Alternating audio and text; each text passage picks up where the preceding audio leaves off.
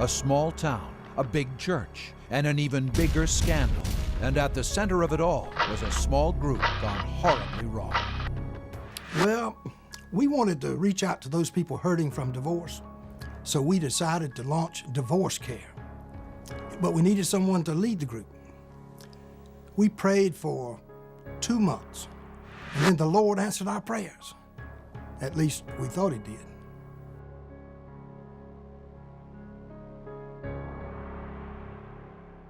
Lona Gibbs, seen here in these photos, was new to Sagebrush Church, but she shared the leadership's passion for divorce ministry. A divorcee herself, she'd found healing in a divorce care group at her previous church. So when she joined Sagebrush, she wanted to give back by leading a divorce care group. It seemed like a perfect fit. I remember the first night she announced our new divorce care ministry. She was in tears as she talked about the need for the group and how it would help others. I just knew that divorce care was going to take off. But it didn't. 2 months later, Pastor Sasser had to cancel the group. At first, things went well. But a few weeks into it, we couldn't find the group or Lona. We had to call in church small group investigators. Within hours, church small group investigators, also known as CSI, was on the scene. This team of investigators specializes in helping churches find out what went wrong with their small group programs. But no sooner than the investigation began, it hit a wall. Greg Collins, the team's chief investigator, explained. Well, the first thing we do in an investigation like this is speak with the leadership team. The problem was there was no team. There was just Lona. So I knew a couple of things right away. One, this was going to be a very challenging investigation. And two, a lot of dirty secrets were going to get dug up. Why were you so sure about that? When one person leads the group, they have to cut corners just to make it fly. And it's all this corner cutting that leads to the dirty secrets. So you don't think it's wise for one person to lead a divorce care group? No. We wanted to learn more about divorce care, so we came here to the international headquarters of Divorce Care. We spoke to Divorce Care's creator, and he confirmed the idea that team-based leadership is essential to running a successful divorce care group. We never intended for the program to be done alone. It's a team ministry, and if you try to do it yourself, you'll suffer, and so will the people in your group. So why would a pastor, someone who cares for his church, allow a prized member to do a group on her own? We asked Lona's pastor. That was my mistake. I don't know what I was thinking. When the kit arrived, she came to the office, she took the DVDs out of the kit and left. I asked her about the rest of the stuff in the kit. She said she didn't need it.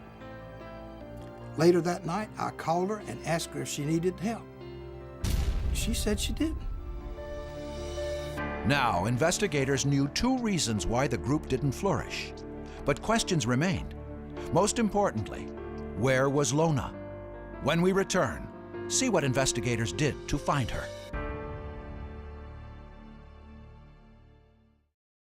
With news of Divorce Care's demise spreading through their church, the Men's Barbecue Fellowship Group saw an opportunity. They requested use of the room and funding allocated to the Divorce Care ministry.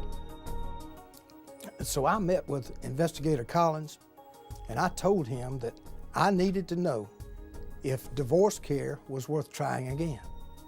Because if it wasn't, I had no choice but to turn over the budget and the room space to the barbecue ministry. Now, as much as I love barbecue, I didn't really want to do that because I wanted to help the divorced. If I wanted answers, we were gonna have to find Lona. But Lona Gibbs couldn't be found.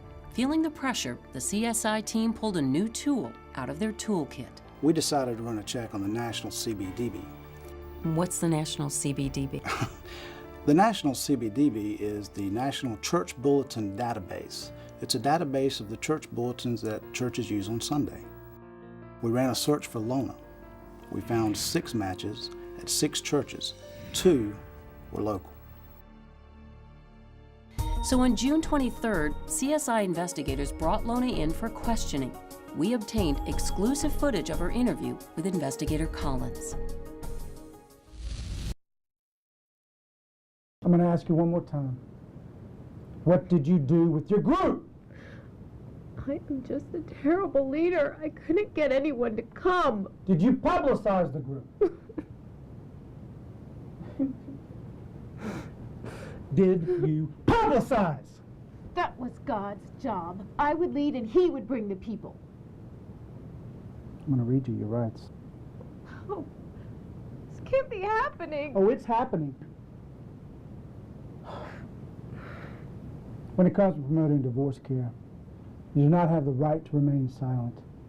You can say and do many things to bring people. Look, I've seen this time and time again. Leaders think people are just going to magically appear in their group. But there's certain things they have to do before the group begins. Publicity is one of them. Steve Grissom, the creator of Divorce Care, agreed. When we put together the divorce care materials, we understood the people who were leading the group would be very busy with their own lives. So we put in the kit all the materials you need to promote the program in your church and in your community. And we checked out Steve Grissom's claim, and he was right.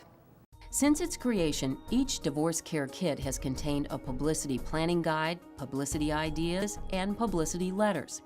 And now each kit contains information on how to go online to download flyers, radio commercials, add promo videos to their church websites, and even create banners. So Lona had everything she needed to promote her program. So why didn't she do it? Investigators theorized that not having a team of leaders kept her from implementing the publicity ideas. But a lack of publicity wasn't the only issue that led to the group's demise. Even though there were many questions, now that they had Lona, investigators were confident they'd find the answers. But wait till you hear what Lona was doing in her group that caused the creator of Divorce Care to say. You can't run a group like that and call it divorce care. And when we return, Lona gives her first sit-down interview since her group's demise. I came to the point where I realized I was doing this all wrong. What caused Lona Gibbs, a bright, fun-loving child of God, to abandon a promising divorce care ministry? Her pastor and others wanted to know. Church small group investigators was convinced that Lona's insistence on running the group alone and her unwillingness to publicize it led to the group's demise. But 2 days before they shared their findings, they made an incredible discovery.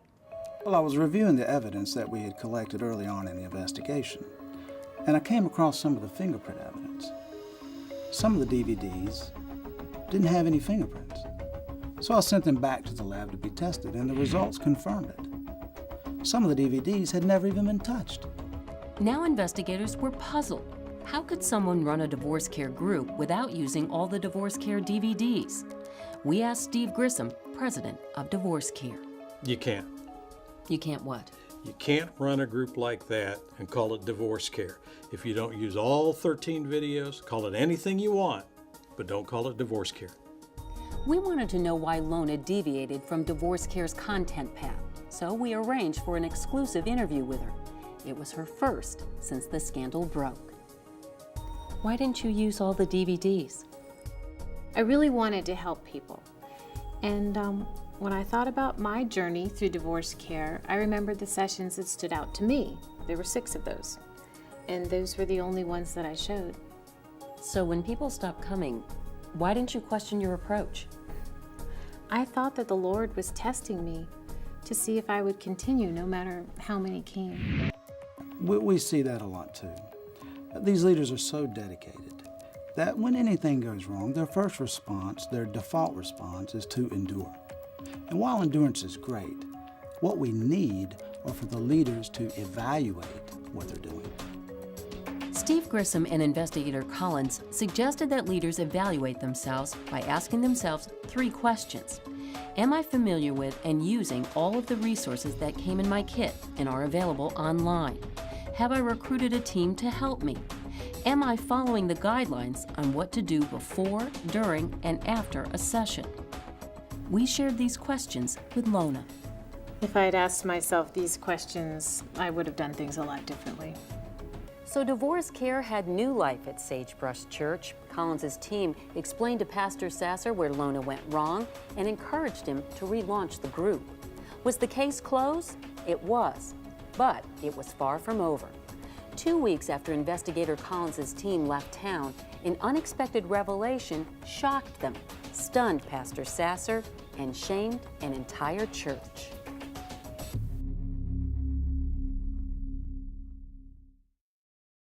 Two weeks after wrapping up their investigation at Sagebrush Church, investigator Collins was reviewing the case file in preparation for a meeting with his supervisor. I was reviewing her weekly sign-in sheets when I noticed a discrepancy between her sign-in sheets and her statement. Detective Collins noticed that for 4 weeks, Lona averaged 13 people in her group. Then her numbers dwindled. But when she spoke with investigators, she said she was only missing 11 people. Collins wanted to know why Lona lied about the number of people in her group. Look, I was embarrassed to admit it, but there were 2 people, Carla Bryant and Mike O'Neill. Mike kept telling group members to stop crying and trust God. Carla wouldn't stop talking. I was glad when they were gone. I guess I just thought that we could find group members that I liked. Look, the sad thing is, Lona's not alone. Lots of leaders have to deal with challenging people, and often they just don't know what to do. We spoke with Steve Grissom and asked him if he was comfortable leaving his leaders in such difficult positions. How do you sleep at night knowing that your leaders have so many unanswered questions? Okay, well, let me just start by saying we don't leave our leaders stranded. We've created a lot of avenues for them to get the information they need. Let me give you an example. If a leader has a question, a problem, they can post that question to our Leaders Forum, which touches thousands of leaders around the world. Those leaders will send answers back, sharing the wealth of knowledge that they have. Let me give you another example. We have a staff of consultants. A leader can phone in and get answers from them about questions about leading a group at any point. Wow, that is really impressive. Cut, did you get all that? Now, one more thing, if I could. All in all, our leaders are doing a great job, and we want to do everything possible to support them. That's why I'm so passionate about getting information out about the resources that are available. So with all of the resources Church Initiative offers, your leaders can then actually train themselves to become more effective leaders. Exactly.